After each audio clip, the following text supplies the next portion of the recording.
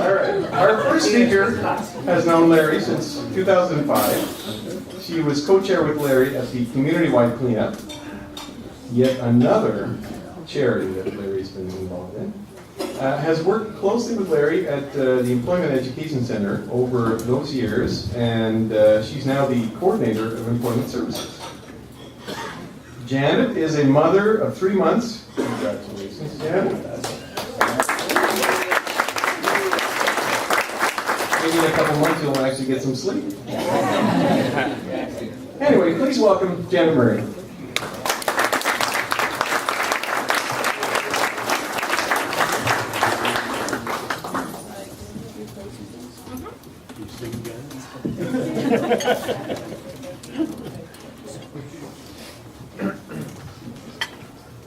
Joe neglected to mention that I would be following that, or I may have rethought my place in the line.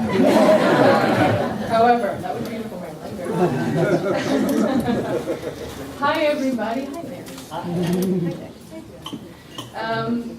Upon meeting Larry, as you all know, it becomes evident very quickly that Larry is the type of person who actually says what most people only think.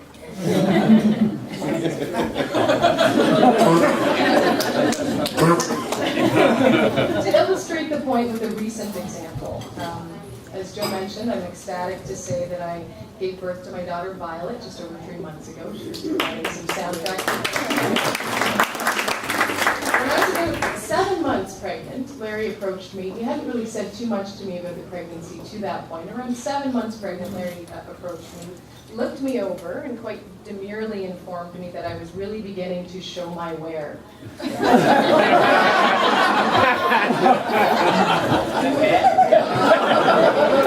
I mean, these are dangerous words to say to a woman at any juncture, but particularly dicey when that woman is 7 months pregnant.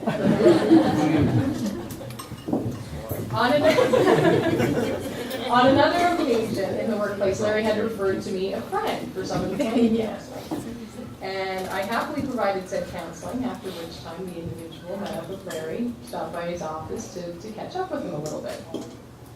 At that time, Larry informed me that the individual to whom I provided counseling said to him that I was quite wise and astute for a person of my age. So, of course, I was very tickled. Larry being my supervisor, I thought, I can't let this go. Here's a good opportunity to probe this a little bit. And I said, well, and what did you say to him in return? And he said, well, I told him that you were a heck of a lot older than you look.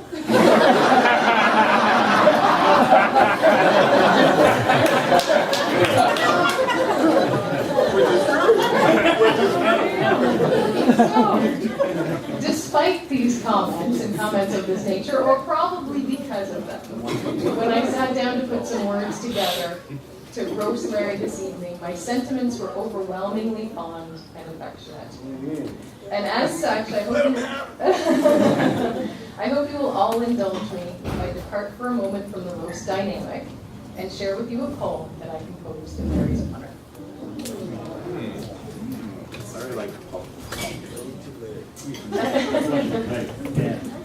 Every once in a great while, a person comes along who sculpts and shapes a community with a hand that's soft yet strong.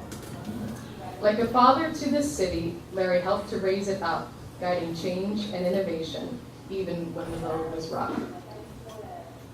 In his many posts, he often spoke for those who didn't have a voice and stood selflessly in the line of fire so that others had a choice.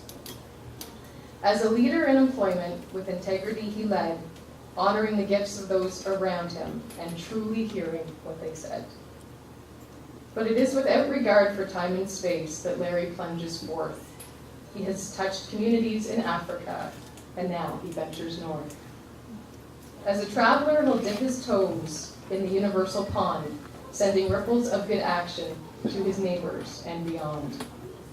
As a colleague and a mentor, but first and foremost as a friend, Larry taught me to speak authentically, to lead as I would wish to be led.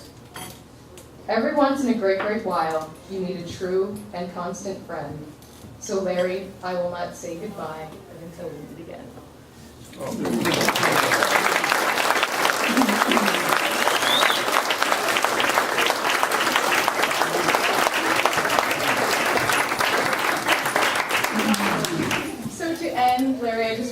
say to you how proud I am of you for taking this bold and brave step in your life, and so how happy I am for both you and for you too, Jackie, that you're going to experience this journey together. I wish you both a magical journey, and Larry, I'm going to miss you, man. Miss you too.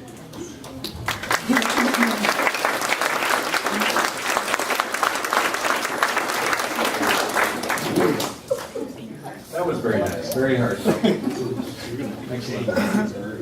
Just, very nice. But, Kevin, this is a roast. Email.